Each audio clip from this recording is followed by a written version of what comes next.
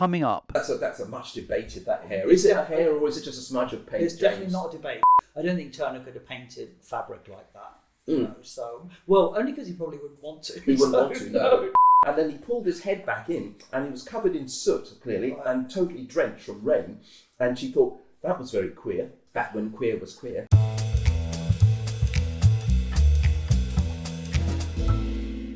Hello, my name is James Payne, and I'm the author of Great Art Explained. My name is Leslie Primo. I'm the author of The Foreign Invention of British Art. Today we are here to talk about J.M.W. Turner.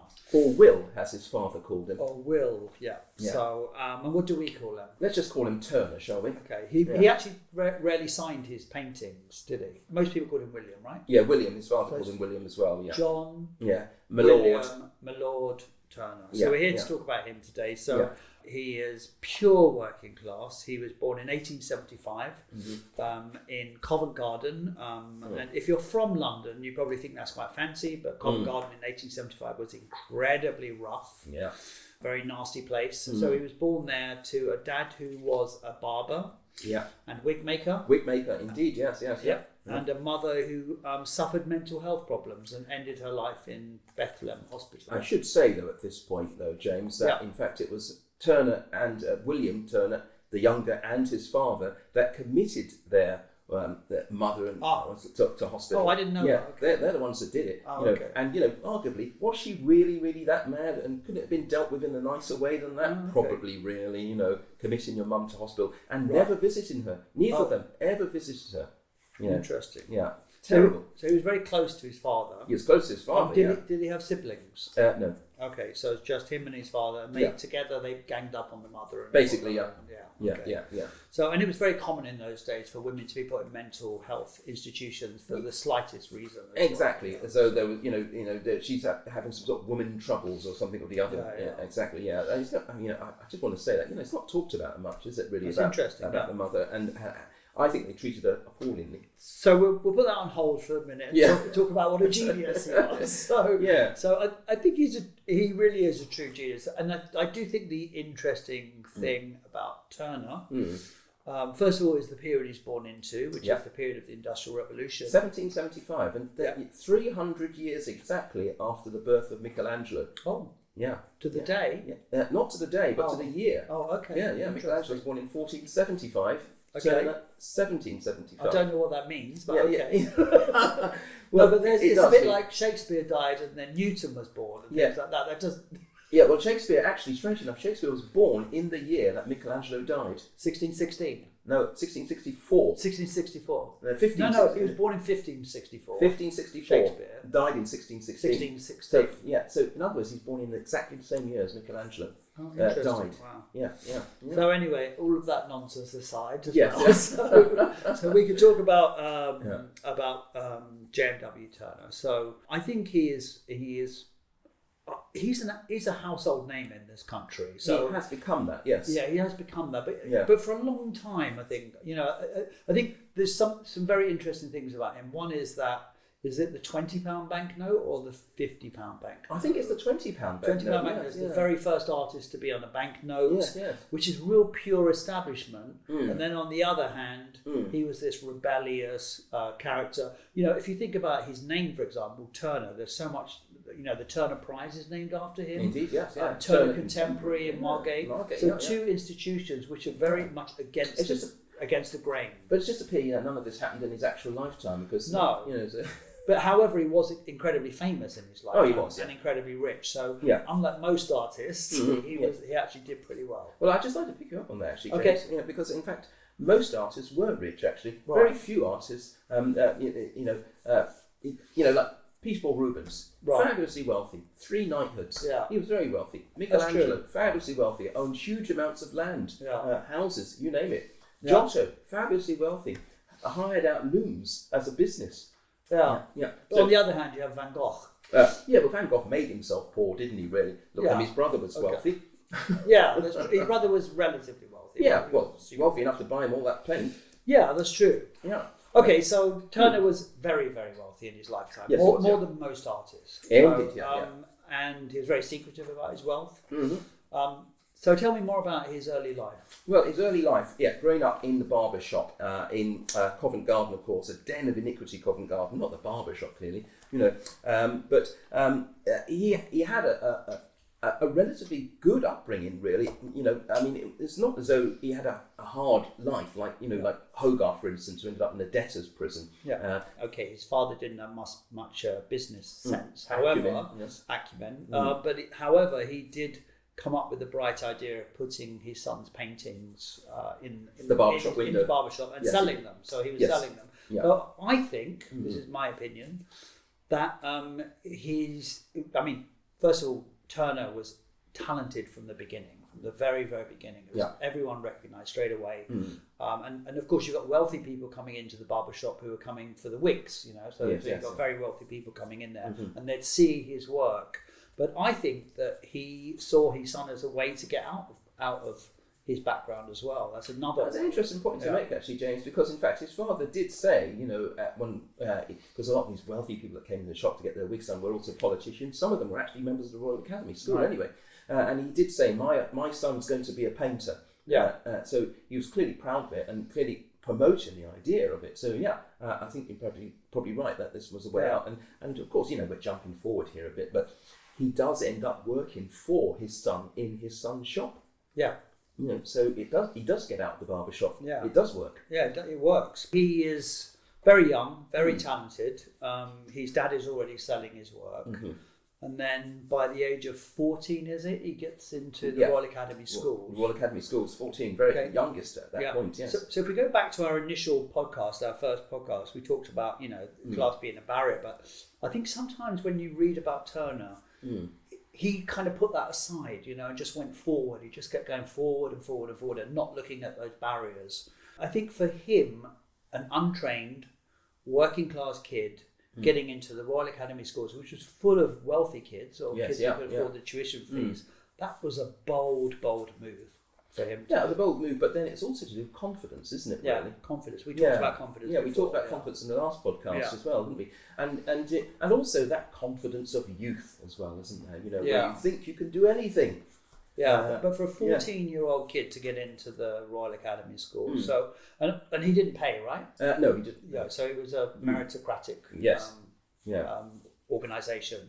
But let's just say most of the people he was at school with would have been wealthy. Yeah, but let's be clear also that a lot of people there didn't think he deserved to be there. No, and they took the mick out of him for his accent. Yeah, exactly. Yes. We talked about accents in the first podcast. And I like the idea that he never really lost his accent. He must have known that people were laughing at him when he gave lectures and things like that. Yes, he did. In fact, one of the critics said to Turner that he says mathematics instead of mathematics. Really? Yeah, somebody actually said that. Yeah, they picked him up on just that one word when he was giving one of his lectures on perspective. At the Royal Academy. Yeah. I think this is why he's really one of my favourite artists. I find it very, very interesting that he is so talented that people can't say no. They can't keep him away, because he's too talented and everyone wants to own his work. But on the other hand, they were laughing at his accent. Yeah. They were critical of the fact that he wanted to make money. People who have money are very often critical of people who want to make money. Indeed. Even nowadays. They still are, And that is where the class issue comes in with. But can I go back to what you said? Because you start off by saying that he's pure working class. What is pure working class? What's the qualifications for that, really? I hope I measure up. Working class is a movable feast. Oh, right. Isn't it? Right. I mean, it's been described in many different ways. Yes. I would say a manual worker is a start. A father or mother who's a manual worker. Yeah, but manual working, that's how painting was described, wasn't it? Yeah. Yes. In 1775, would it be described like that? Yeah, painting was described by that. I could go back as far as 1580. No, I know they used to describe it as that. Turner is the very beginning of those Royal Academy schools being set up. It was really the first school, right? The Royal Academy School. Well, the Royal Academy is in the UK. I mean. Well, there were schools before that. Oh, okay, right. There were schools before that. Of course, there were the schools of St Martin's School, for instance. St Martin's School were some of the schools there. That's where I went to. Yeah. Well, St Martin's was run by somebody called James Thornhill. Oh, okay. Yeah, I know the name. Yeah, James Thornhill, and he's the first British artist to be knighted for services to art. But that's in like the 18th century, you know. Right. Okay. Yeah, so yeah, and then he became an MP as well. And then after that, William Hogarth eloped with his daughter. Oh. Yeah.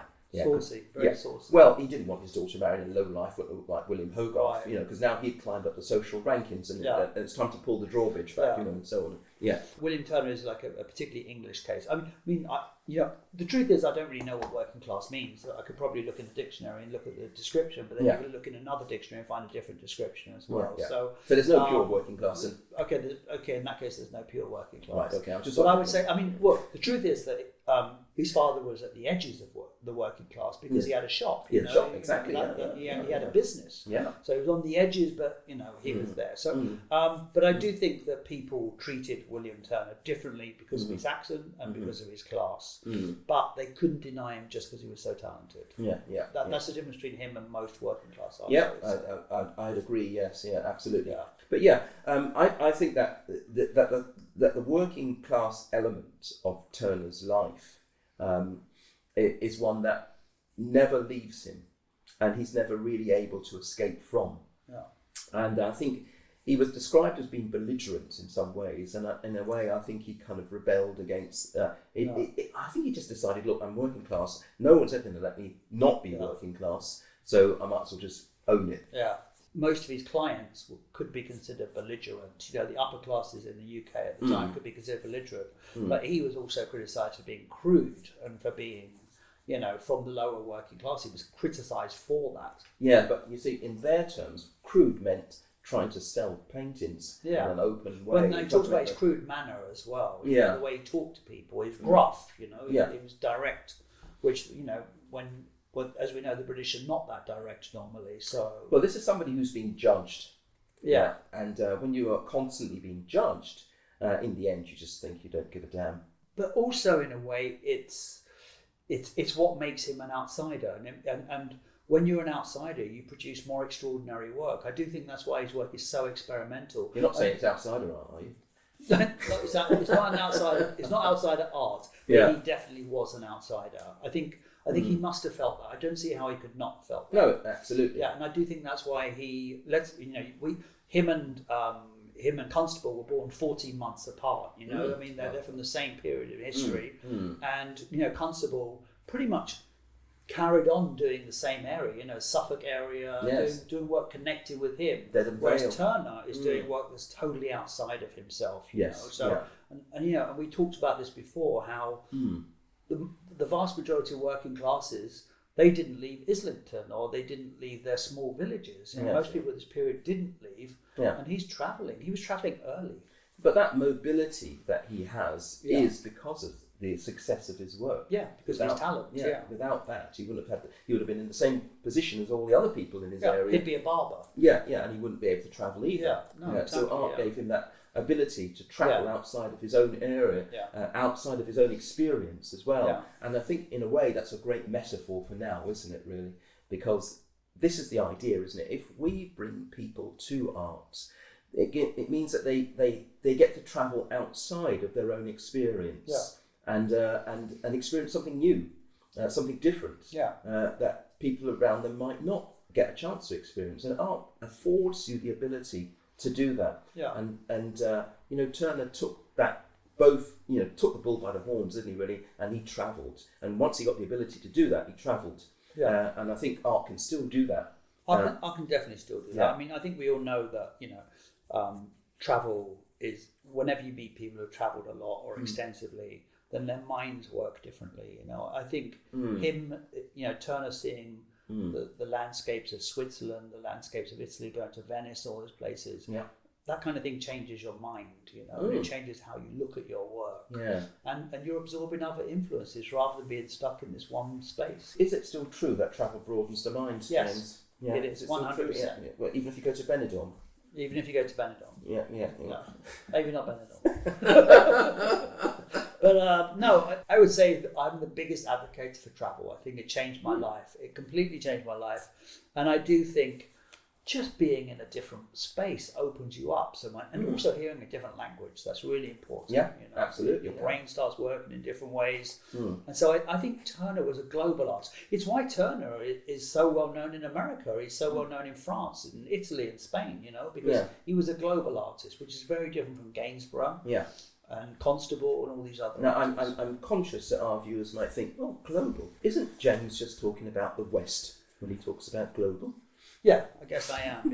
Yeah, I am. Yeah, I guess. Yeah. Because of course, I suppose you could. I mean, even when you couldn't travel to China in the 1780s. No, you couldn't travel to Africa, unless you were going there to shoot an animal. You didn't go to or people. Yeah, exactly. To do other things. But so regular people who regularly travelled, it's the beginning of travel anyway. Do you think that Turner's slave ship was influenced by events in Africa or to do with Africa? Yeah, I do. I mean, it's called slave ship, isn't it, really? But, again, if we compare him to other artists of the period, I think Turner is doing current events. Yeah. Turner is doing what was happening in the world right now, and I think he was reading newspapers, he was getting information. And the thing about Turner is as well, let's not forget, he would go to these dinner parties with royalty, not British royalty, but other royalty, and he would mix with these people, and so he was hearing what was going on. So yes, I do think, Rain, Steam and Speed is connected with what was going on at the time. So a political artist. He is a political artist. Yeah. He definitely is a political artist. Yeah. So, and I think again that comes from the outsider status. Yeah. I suppose in a way, when you don't have to fit in, then you can do what you want, can't you? Yeah. It's as long as you recognise that. It is like we talked about in our first podcast. That you can look at working class in many different ways, and one of the ways you can look at it as an advantage. You can see it as an advantage that you can go up. There's ways of going up. Yeah. Sort of the special powers, as it were. Yeah, I think in his case. I think in his case, class pushed him forward. Yes, exactly, and of course there were supporters of his from the upper echelon, shall we say. Of course, Ruskin was a huge supporter of Turner, and he was definitely from not from Turner's milieu. Totally. I mean, Ruskin is the most important critic of the time. Would you say? I'd say so. So the most important critic of the time, and he's supporting him by the 1840s, roughly. He starts supporting him, and was a huge fan of his and pushed him forward as well and propelled him. I think he said that Turner's as English as a cup of tea. Oh, did he? Little did he know that the tea was from India. So he did have a lot of support. Well, the thing is, it doesn't matter about your class if you're a talented painter, because people are going to buy those paintings. They want them on their walls, So they might not want Turner in their drawing rooms, but they do want his paintings on their drawing. Yeah, would you put the slave ship on your wall? Possibly not. Yes. So there's a few Turners I might not put on my wall, but we have to think it's of its time as well, And he was. But that is the time. I mean, that time, the painting itself was exhibited first at the Royal Academy in 1840. Right. And this is a significant period, isn't it, really? Because, of course, Britain had almost just finished doing its slaving activities. Yeah. It'd been at it really since 1562, actually, and doing very well at it, in fact. But by 1807, they'd abolished it, sort of ish. At least they'd abolished the slavery itself, the trade rather than the actual act of slavery. By 1833, they'd abolished the actual trade and the act as well. The whole thing, slavery as well, by 1833. And then, of course, then it wasn't really abolished. It was something called an apprentice scheme. So all the slaves had to work for the same people, still for no money, but at least they got board and lodgings, as it were, indentured labour. And then they had to abolish it again by 1838. And then finally, that was it. Although in the UK, of course, we celebrate we commemorate the abolition in 2007. I remember doing it myself, and in fact, I contributed a book called the Oxford Companion Guide to Black British History, and it was published in 2007 to mark that abolition year, 2007. But of course, that's not the reality. In fact, the reality is that it was over really mostly by 1838, really, and that's why I mean that 2 years later. That's when Turner exhibits his slave ship. So it's pretty close. And do we have any records of his attitudes towards slavery? We don't have any records. Right. Actually, he didn't leave many letters, did he? No, but he did leave a poem attached to the actual painting, the slave ship. Oh, okay. Yeah. Actually, we haven't said what the slave ship is, so maybe you could... Well, the slave ship was exhibited at the Royal Academy in 1840, and it's actually the full title of the actual painting is Slaves Being Thrown Dead and Dying Overboard, as it were, oncoming. Well, it's called Slavers Throwing Overboard the Dead and Dying, Typhoon Oncoming. That's the full title. But when he exhibited it alongside his own self-published poem. Okay. Well, it's unpublished, but called Fallacies of Hope. And in the poem, he says, "Aloft all hands strike the topmast and belay, you angry setting sun, and fierce edged clouds declare the typhoon coming. Before it sweeps your decks, throw overboard the dead and dying, knee heed their chains, hope, fallacy, fallacious hope, where is thy market now?" So there's a reference there to slave markets and a reference to that and so on. But of course, that sounds pretty clear to me. His attitude. Yes, his attitude towards slavery, and there we see him talking about slaves being thrown overboard, dead and dying, etc., etc. Yeah. Now, of course, there are those who say that this is linked to the Zong disaster, a true life event. In other words, it might be reportage, as it were. Yeah. So the actual Zong disaster happened in 1781. We know what happened then is that the slaves were thrown overboard. Now, when we look at the Turner painting, of course, there are slaves being thrown overboard, which is absolutely right. So it does seem to be some sort of much late reportage, as it were. So just for people out there, the painting itself is supposed to be an imaginary event. It's supposed to be an imaginary event, that's the idea. But there's a connection to... Yes, the painting's supposed to be an imaginary event, but there are many who still, even now, say that it's not an imaginary event, it's because of Turner's political leanings, and that, in fact, he was obliquely referencing the Zong disaster. Well, I don't know. I think that sometimes you can take a personal stance on this, and I do think that that to do a painting like that must have been contentious at the time. I don't know how contentious it was, really, because Ruskin thought it was absolutely brilliant. No, I mean contentious as in talking about a subject that was so controversial, and so being discussed at the time. That's what I mean by contentious. I don't mean it was a contentious image. I mean it was a contentious time to do that image.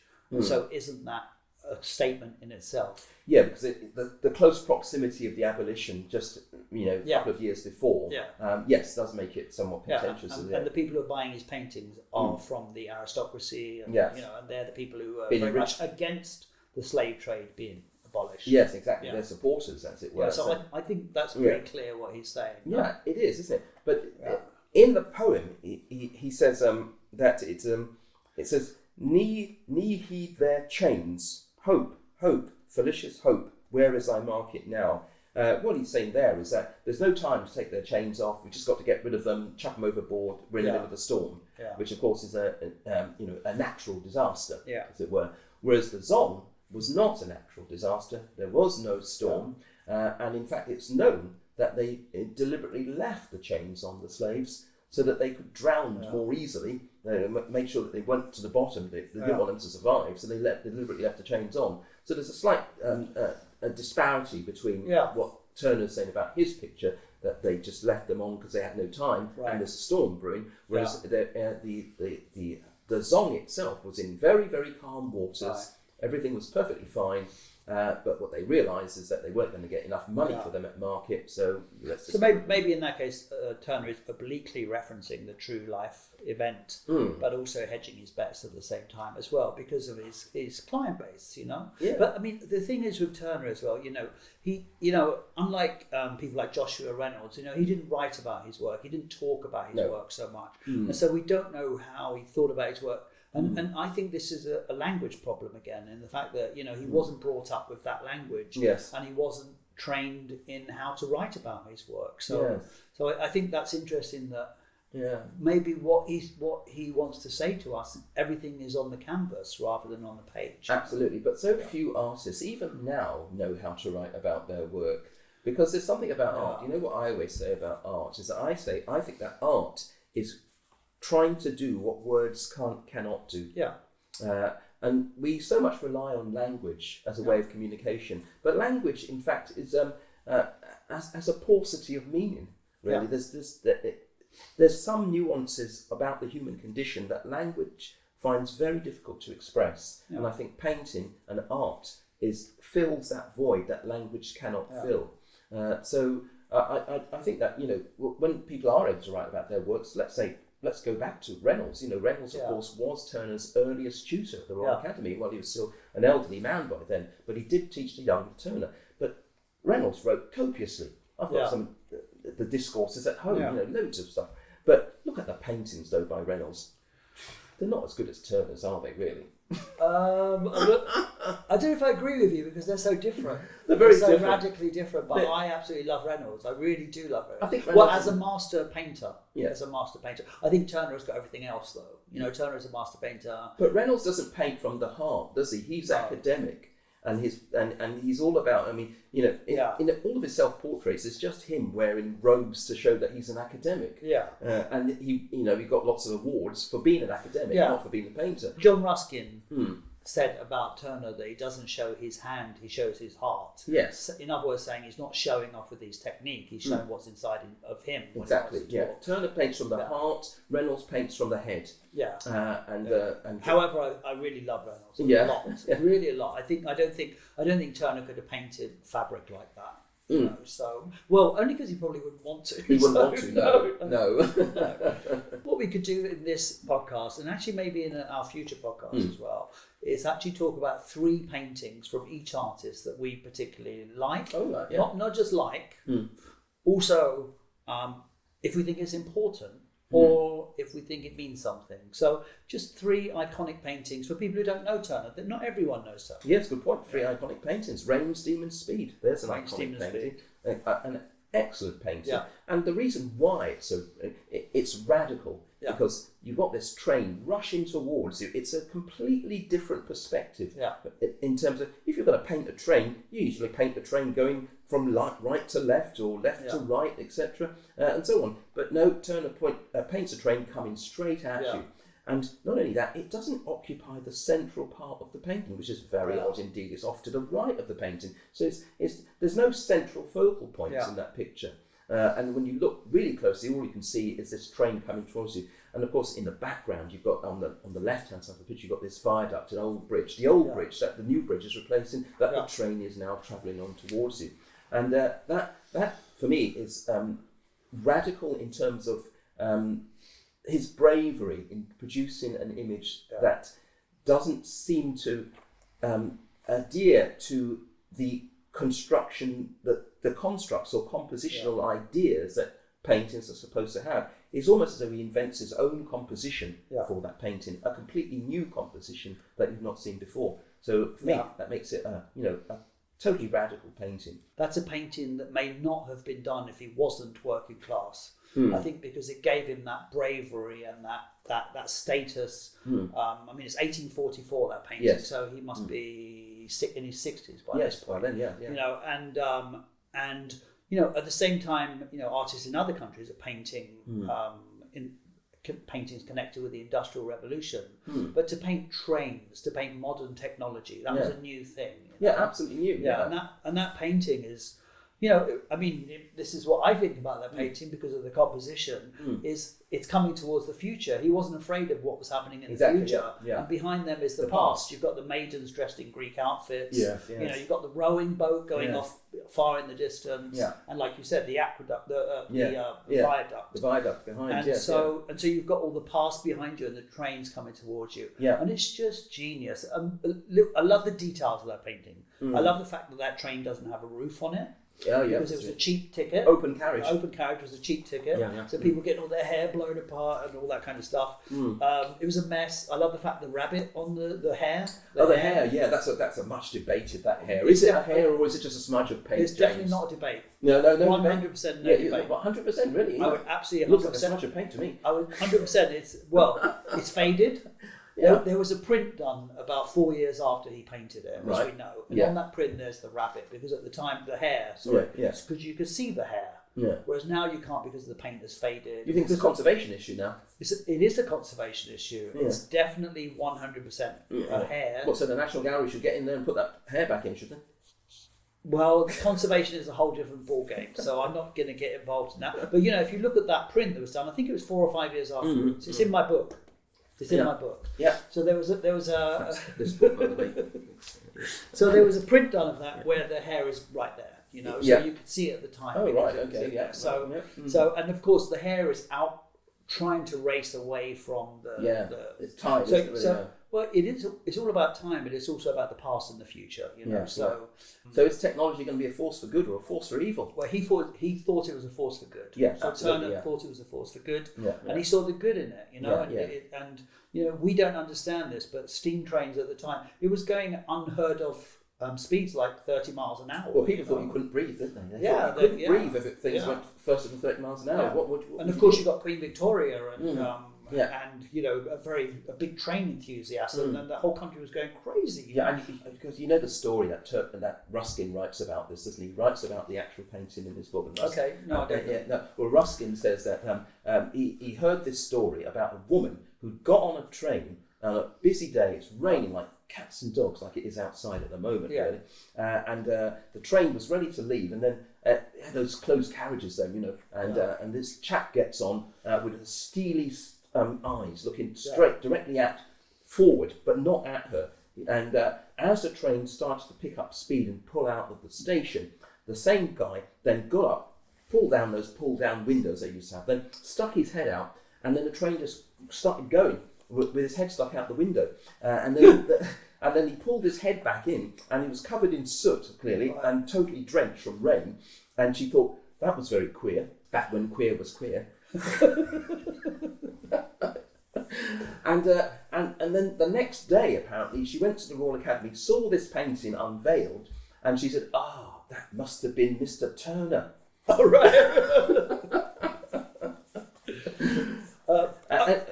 Look. In the end, people said to Ruskin, we're not sure if this is actually true, this story, but Ruskin said it makes a great story and printed it anyway. Who cares? Yeah, exactly. Good stories are good. Yeah. I mean, he wasn't the only one. Monet was painting trains, the Impressionists were painting trains, because, there comes a period, so this is 1844, that painting, right? Yeah, but Monet's Gare Saint-Lazare is 1870? Yeah, it's later, but, it's 30 years difference. Yeah. But the point is that the camera had been invented by this point. You could take a picture of something. So that's why Turner is doing these different types of paintings. But I want to come back to Queen Victoria, and I want to come back to snobbishness of the British, because the British are known for their snobbishness for a good reason, because they are snobby. Yeah. So we talk about Turner being accepted. Yeah, except for us, by the way, we're not snobby. We're not snobby. No, we're just English, but not snobby.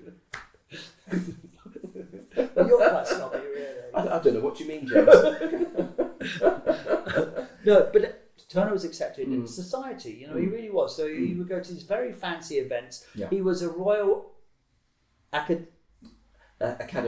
I find that word very difficult to say. I can't say that other word. Okay. Yeah. So when he was 27. Yes. 27. So and he was the youngest ever royal academician. Yeah. So he was accepted in all these amazing places, and he was also accepted. He was a good friend of the French monarch, who was Louis Philippe. Louis Philippe the First.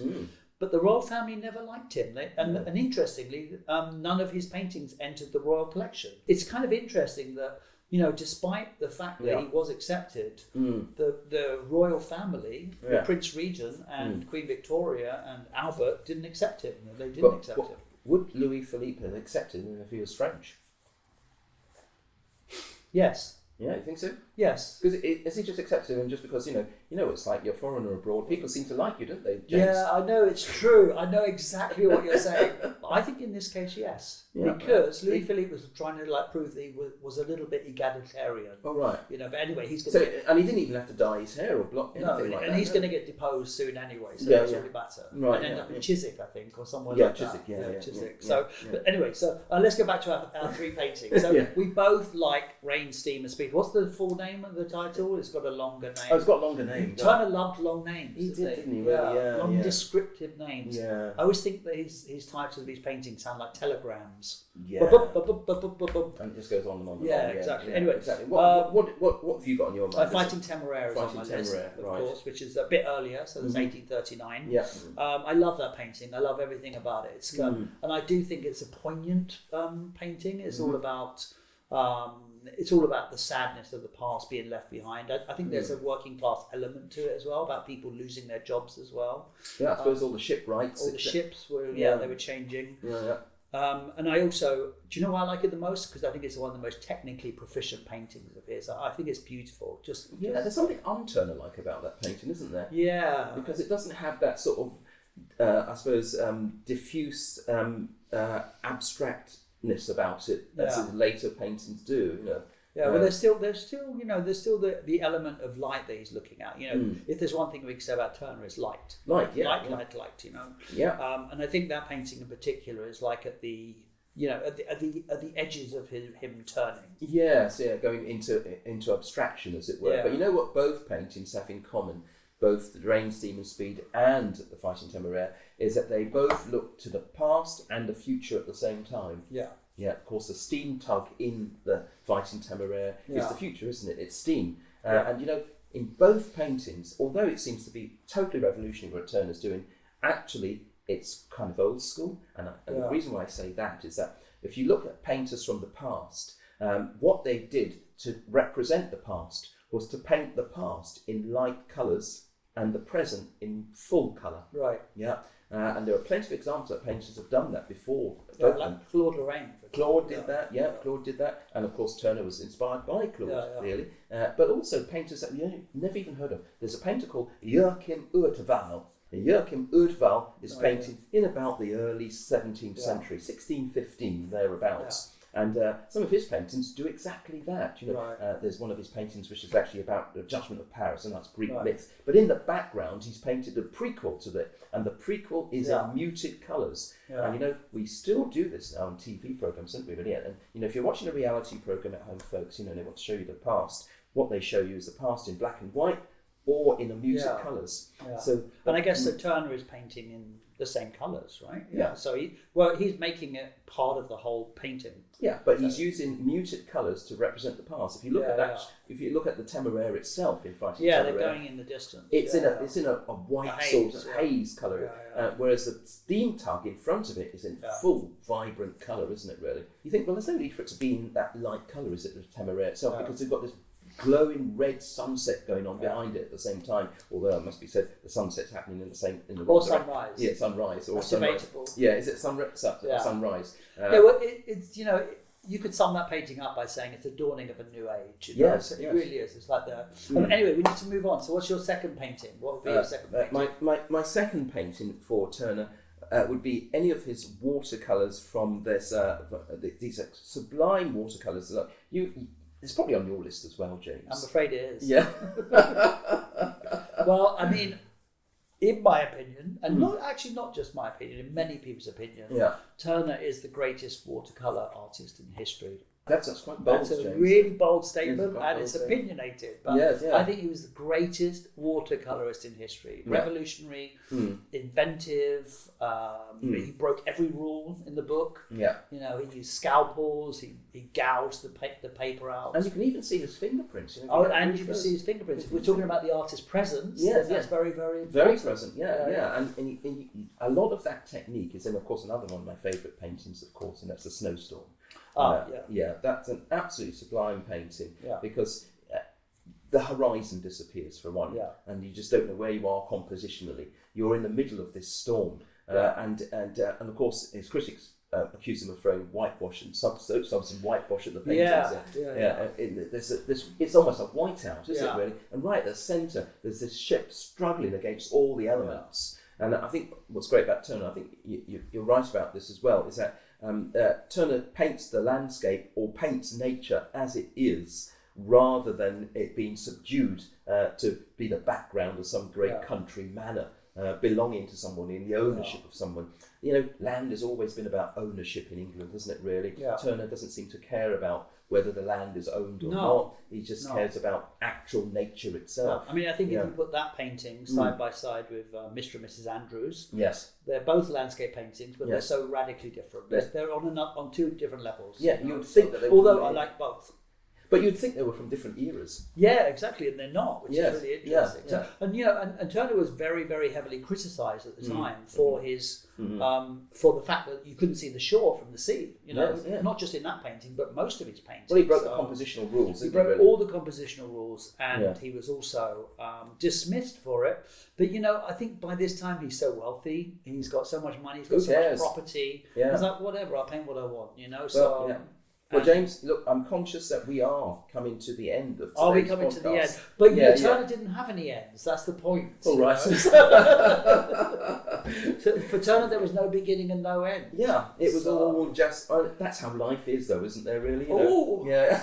Ooh, hello. There's no, because it just goes on. It's a continuum. So you see, this podcast is not just about art; it's about life and philosophy. Yeah, and art is life, and life is art, really. But really? Yeah, absolutely. Oh, okay, that's MGM's logo, I think. Is it? The Latin one. But anyway, I would say that as a last word for me, Turner is in my top three artists. Not just because of his working class origins, just because I think he's a supreme master of technique. I think there's a reason that he is where he is. And I think even as a child with no artistic background, I knew who Turner was. And I think the reason why Turner is where he is because all of Britain got a really guilty conscience for sidelining him after he died. Because after he died, of course, he wanted all his works to go to the nation, and of course they ended up in a basement in Tate Britain. And famously, the basement flooded when Thames flooded, and lots of work got damaged. And critics basically didn't like it, didn't think anything of Turner. Turner's only been recently revived by Britain as the nation's favourite painter, and because he's only been recently revived, the whole nation's got a guilty conscience. I thought and that they're overcompensating now, and we're probably part of that as well. Actually, James, you know, we're overcompensating for the neglect that Turner had after he died from this nation. So hopefully now we can get over it and move on. And I think you know, if anyone does want to see Turner's work, then the Tate is the place. Tate, you know, he bequeathed his works to the nation, and they have the most unbelievable, huge collection. The best collection of Turner paintings in the world. It is. Tate Britain. Yeah. Thank you very much.